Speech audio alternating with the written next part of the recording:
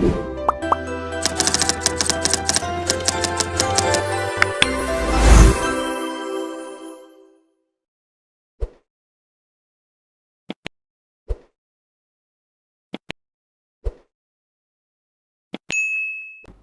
Indonesia, kami beruntung bisa diterima Bang Kamarudin Simanjuntak kembali. Dengan ini kami akan berbincang karena beliau ini sejak dulu sangat aktif dan konsisten memberitakan berita kabar baik dari Israel.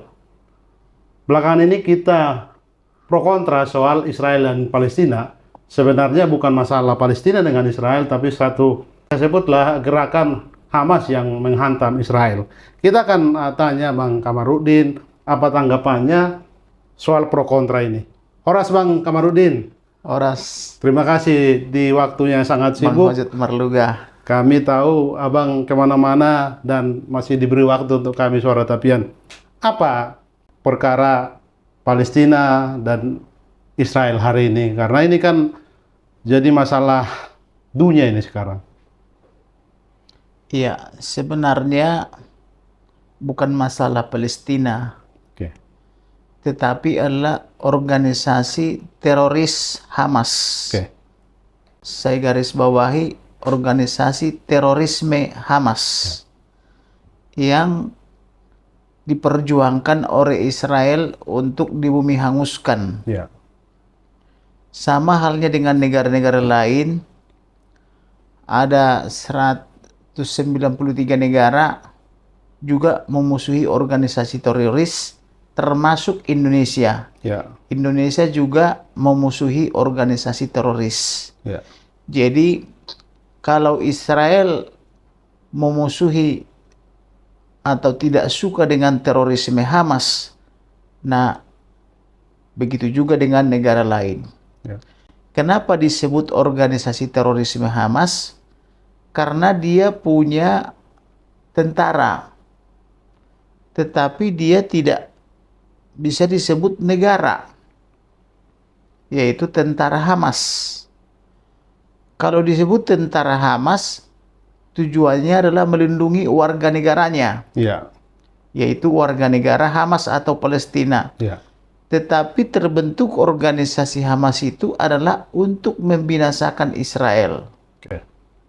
Jadi kegiatan dia sehari-hari adalah memancing amarah Israel atau membunuh warga Israel, atau seperti kemarin itu tanggal 7 Oktober memusuhi warga Israel dan menculik kurang lebih 200-300 warga Israel.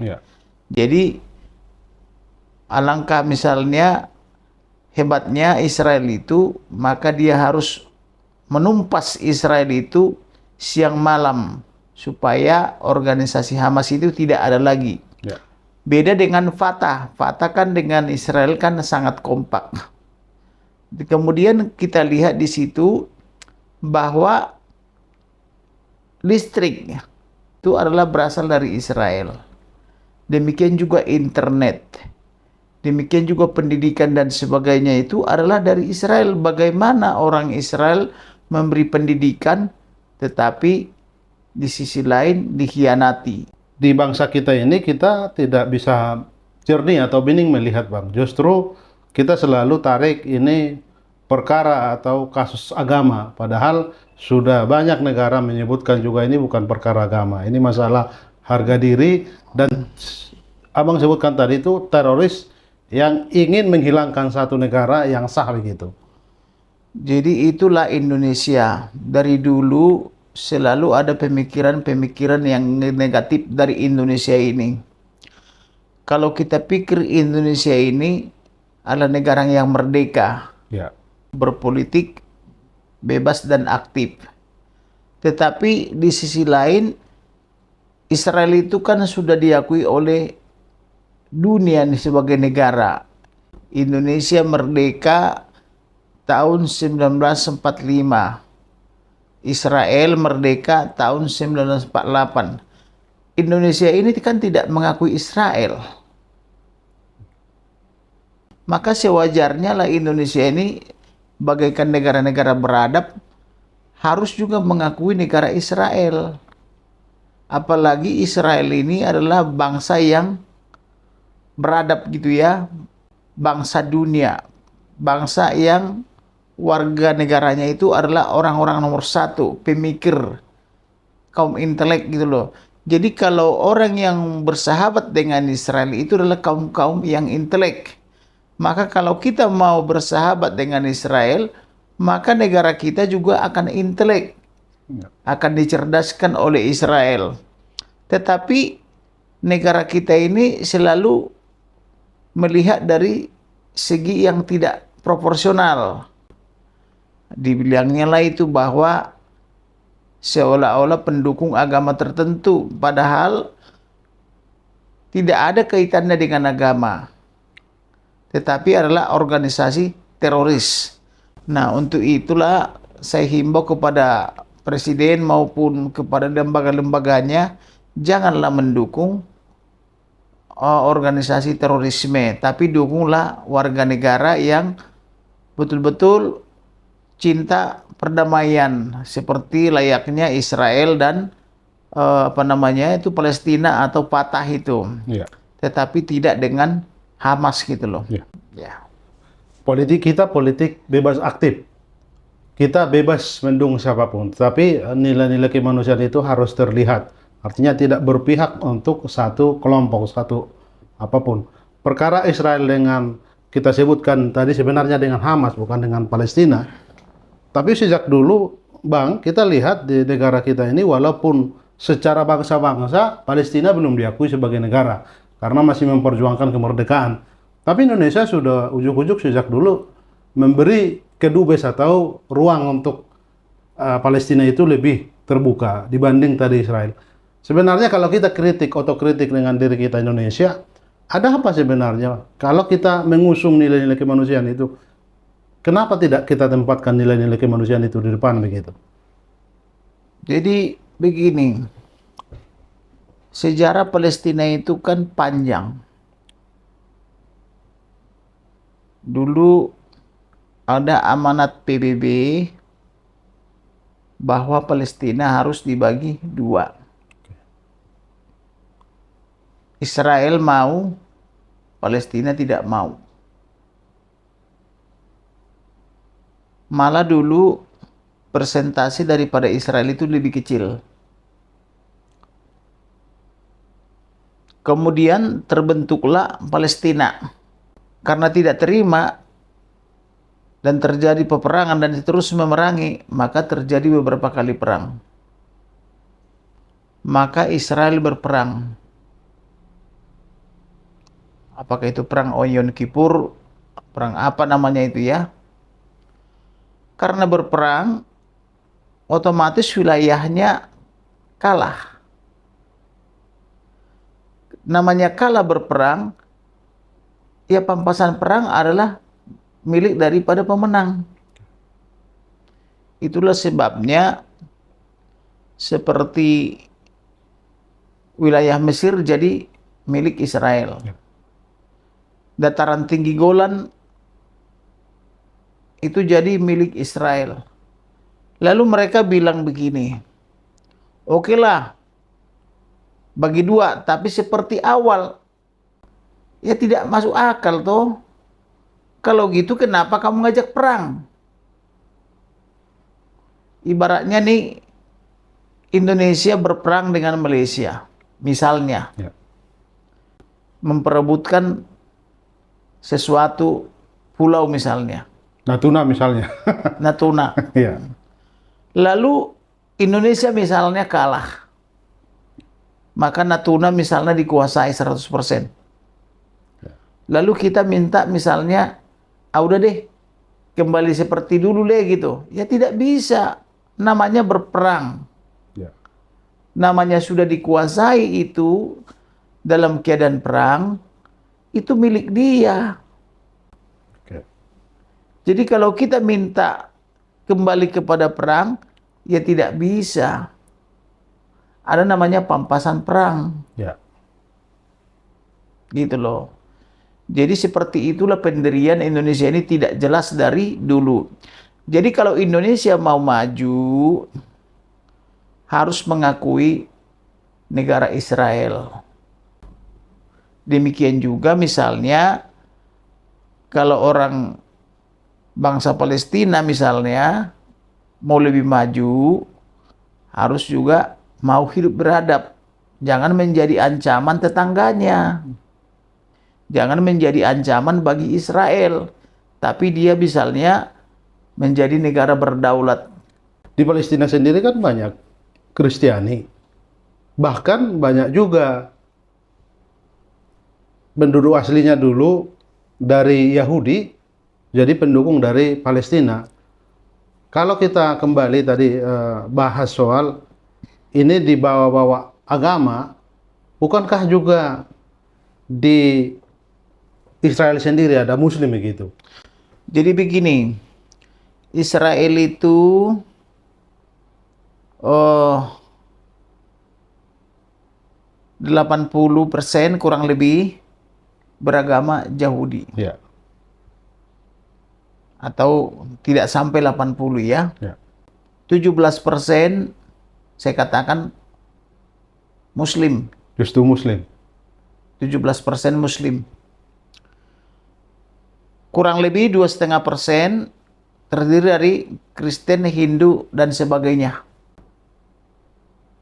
Lalu apanya yang dikatakan Kristen? Ya. Orang Muslimnya lebih besar, 17,5%. Ya.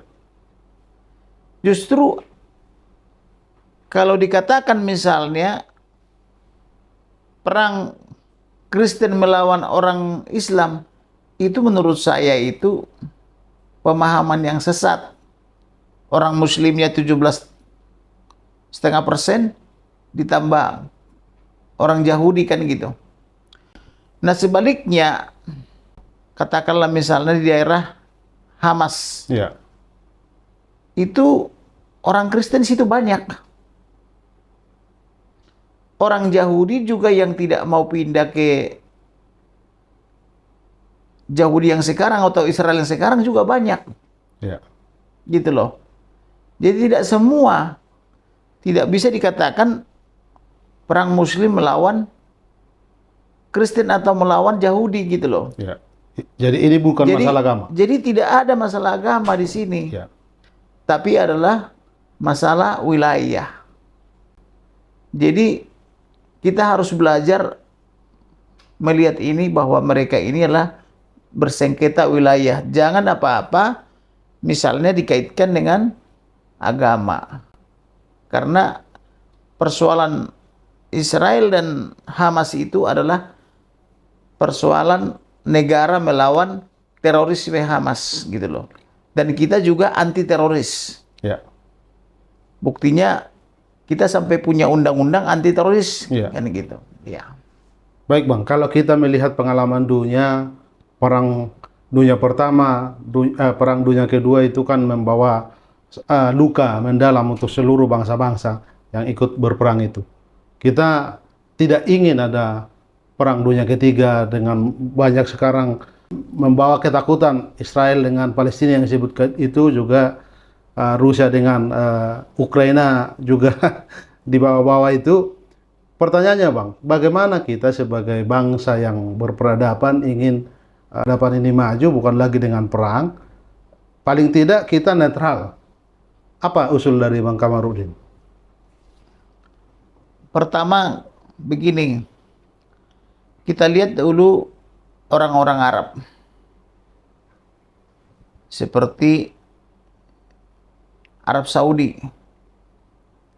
Uni Emirat Arab, dan negara-negara lain di Arab Saudi. Itu kan semua mendukung Israel. Ya, negara merdeka itu adalah pendukung Israel. Ya. Kecuali misalnya apa namanya yang ngebom Israel itu Yaman ya. Iya. Iran juga.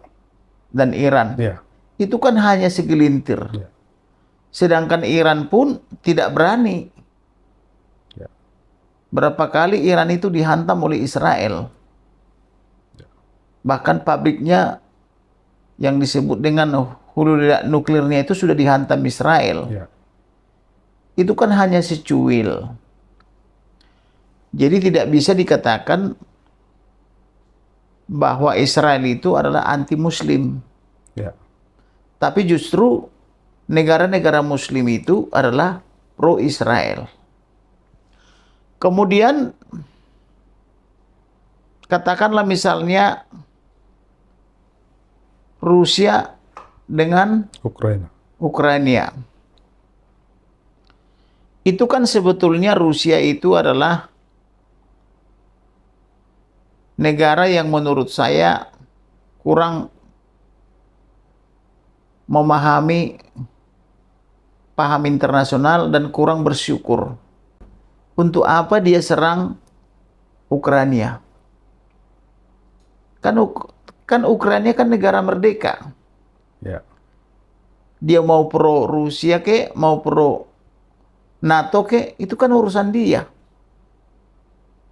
Ya kan? Kenapa dia harus gelisah? Ya. Faktanya Rusia sampai sekarang belum bisa menang Ya. melawan negara yang lebih kecil. Jadi menurut saya itu adalah kesombongan. Kesombongan daripada Vladimir Putin. Jadi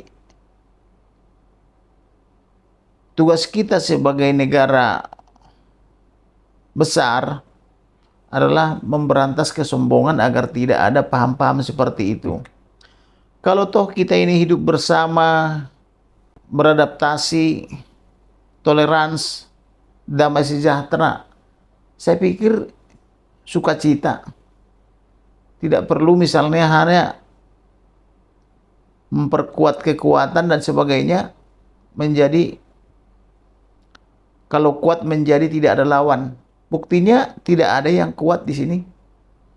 Kita lihatlah dari Perang Dunia I masuk ke Perang Dunia II. Ya. Amerika pun tidak bisa disebut dengan negara kuat. Dia harus bersekutu juga dengan orang-orang Eropa. Ya. Nah, jadi menurut saya itu daripada habis energinya berperang, mendingan damai sejahtera dah, bersukacita gitu loh. Untuk apa sih perang-perangan? Mendingan anggaran perang itu dibuat dana kemanusiaan. Dana perang itu dibuat menjadi untuk kemakmuran, misalnya membantu orang miskin. Andaikanlah misalnya Hamas mau hidup sejahtera, kan dia enak, listriknya dibayar, internetnya disediakan 24 jam, gitu kan? Buruhnya bekerja di Israel, gitu kan? Oke. Dan sebagainya. Tapi sekarang ini dibikin Israel marah. Itu juga kan biaya bagi Israel. Oke.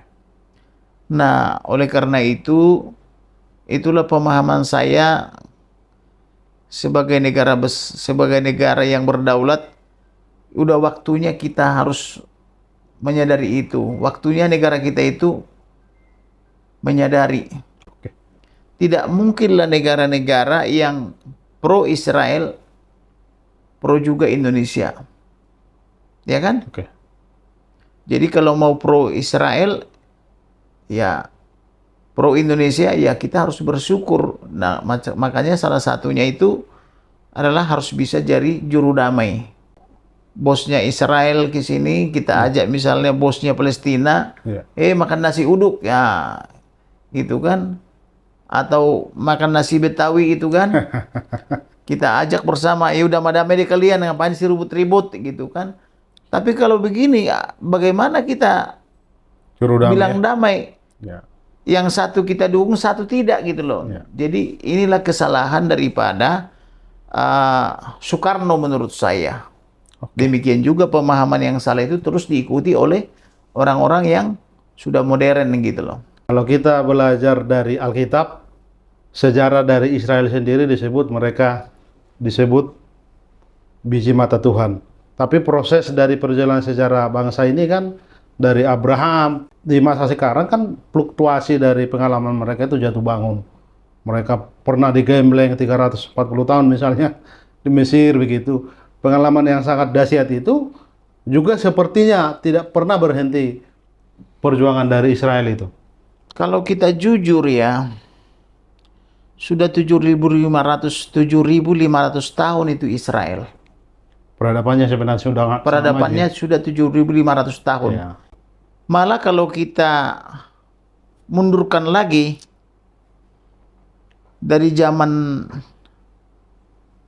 apa namanya itu, nabi-nabi itu, Nabi Musa itu 3.000 sekian tahun. Yaitu Nabi Musa membawa Israel dari perbudakan Mesir. Ya. Tahu kan? Ya. Karena kekurangan makanan dulu di tanah Kanaan, Ya. maka pergi ke Mesir. Ya. Kemudian mereka diiri atau dibenci di Mesir, mereka mau pulang, Ya. kan? Membelah laut itu kan? Ya. Nabi Musa kan? Ya. Itu sudah 3.000 tahun. Jadi sudah beberapa kali Israel itu dijajah, bebaskan. Oke. Malah zaman dulu itu penjajahan itu luar biasa. Apabila mereka menyimpang kepada jalan yang tidak benar, mereka dijajah. Oke. Apabila mereka setia kepada kebenaran, mereka bebas. Malah dulu orang Israel itu punya tabut perjanjian. Ya. Tabut perjanjian itu konon itu dianggap sebagai peninggalan para malaikat. Ya. Bahwa tabut perjanjian itu hanya diiringi dengan nyanyian saja dan doa, tidak perlu angkat perang di situ. Mereka berkeliling itu di kota apa namanya itu? Jericho. Ya. Kota Jeriko. Roboh temboknya setebal 1 sampai 3 meter. Hanya dengan bernyanyi mengelilingi satu kali sehari, Dengan satu sangkakala. kali, kemudian 7 kali hari ke-7. Ya. Jadi 13 kali dikelilingi itu. Bernyanyi mereka keliling-keliling, rontok semua temboknya. Nah, jadi sebetulnya Israel itu luar biasa sejarahnya. Dan itu makanya disebut Israel itu adalah biji mata Tuhan. Karena tidak bisa dikalahkan oleh dunia ini sepanjang mereka benar. Jadi kalau dikatakan Israel itu adalah biji mata Tuhan, itu benar. Jadi Israel itu adalah biji mata Tuhan. Dan ternyata hampir 1.000 tahun mereka terbuang belakangan ini. Yaitu pada tahun 71 Masehi. Mereka tercerai-berai. Terbuang atau terdiaspora ke seluruh dunia ini. Ya. Maka dunia menjadi lebih pintar karena mereka tersebar di seluruh dunia. Ya. Tersebar ke Amerika, tersebar ke Uni Eropa, tersebar ke Rusia, bahkan ada juga di Indonesia. Percaya atau tidak, di Indonesia ada. Ya. Ada satu ormas Indonesia, organisasi pemuda. Salah satu pimpinannya itu adalah Yahudi. Ya. Yapto Suryo Sumarno. Kalau begitu, kemana orang Batak? Kemana orang Jawa? Kemana orang Bugis? Kok bisa orang satu ini jadi ketuanya gitu loh? Nggak usah lu bicara yang lain-lain. Ya? Nah itu seperti itu. Nah, kemudian Israel itu karena dia memberontak atau melawan yang Maha Tinggi Yesus Kristus atau Yeshua Masiah. Ya. Sebagian besar mereka tidak bisa menerima Yeshua Masiah. Ya. Yeshua Masiah menjatuhkan hukuman kepada mereka, yaitu kepada bangunan termewah mereka. Apa bangunan termewahnya mereka? Bangunan termewah mereka adalah Bait Suci Yang dibangun Salomo. yang dibangun oleh Salomo Oke. atau Sulaiman. Ya. Kalau orang Muslim menyebut Sulaiman, kalau orang kita menyebut Salomo. Ya. Bangunan yang dibangun Salomo selama 40 tahun, kata Yesus, batunya tidak ada lagi di atas batu. Dalam 3 hari dibangun oleh Tuhan Yesus, katanya gitu. Ketika itu orang tidak percaya. Oh, masa iya sih?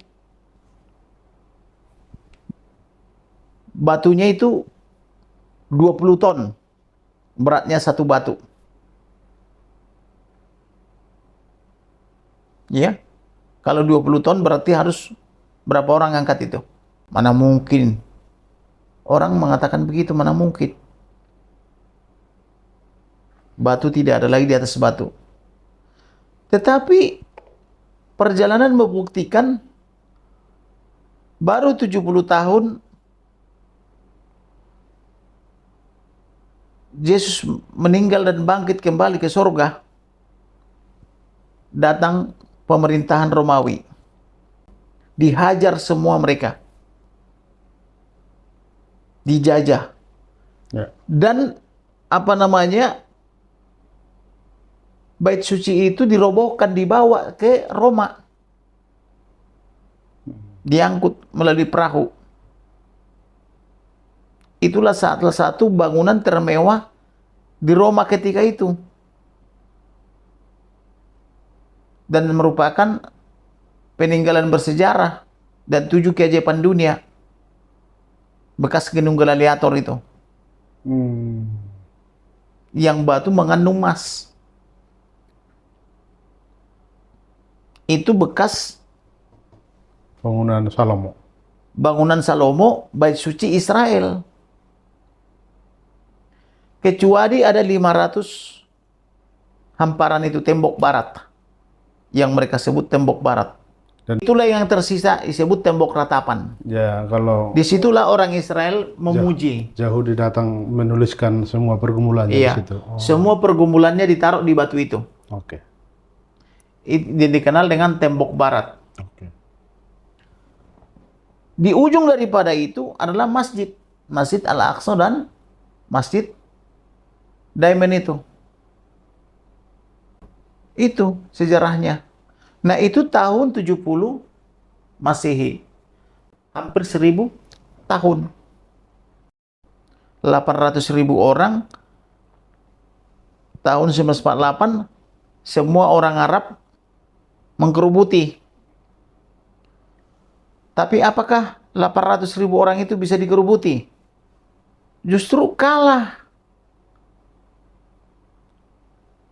Orang Arab itu 8 negara mengkerubuti satu negara yang 6 jam lalu merdeka. Baru 6 jam.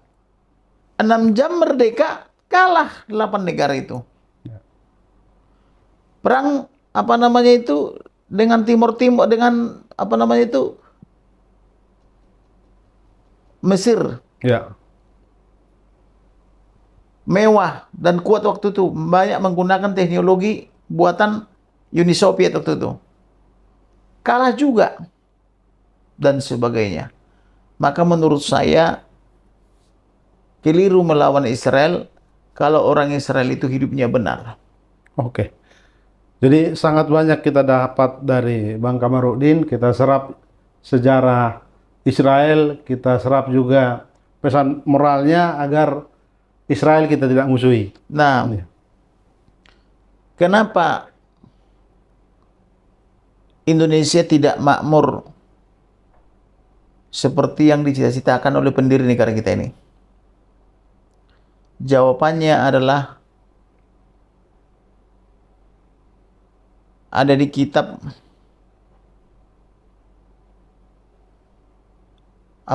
Kejadian ayat 9, kitab 9 ayatnya 24. Mereka meniarap seperti singa jantan dan singa betina. Jadi orang Israel itu meniarap bagaikan singa jantan dan singa betina. Maka dia meniarap bagaikan singa jantan dan singa betina. Lalu kita ganggu. Ya, ngamuk lah ya. Ngamuklah dia. Itulah yang terjadi sekarang. Di bawah pemimpin Benjamin Netanyahu. Oke. Maka Benjamin Netanyahu menurut saya itu adalah pemimpin yang hebat. Pemimpin yang maha dahsyat. Itu adalah orang yang diberkati Tuhan. Maka kalau Israel atau kalau orang Hamas mau diampuni, gampang kok. Kembalikan yang 300 orang menyesal. Sandra itu ya. You minta maaf. Kan ada itu. Kecuali kalau misalnya you mau diperangi terus, ya silakan. Suplai energinya dari Israel. Listriknya dari Israel, internetnya dari Israel, pendidikannya Israel, buruhnya ke Israel, kurang apa? Mesir aja ditutup pintunya. Demikian juga negara lainnya.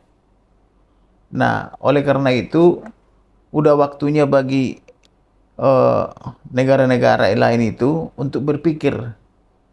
Tidak mungkin kamu bisa kalahkan Israel, termasuk kepada Indonesia. Ya. Tidak mungkin itu. Ya. Kecuali misalnya atas izin Tuhan yang Maha Kuasa. Karena Israel itu adalah bangsa pilihan Elohim. Bangsa pilihan Elohim tidak bisa kamu bikin sewenang-wenang. Dan kalau mereka juga bersalah, dihajar Tuhan juga ya. Iya. Hanya Tuhan yang bisa menghajar mereka. Oke. Iya. Baik, terima kasih Bang Kamarudin Simanjuntak. Demikian sahabat Suara Tapian, bincang-bincang kami tentang Israel. Horas. Horas. Ya.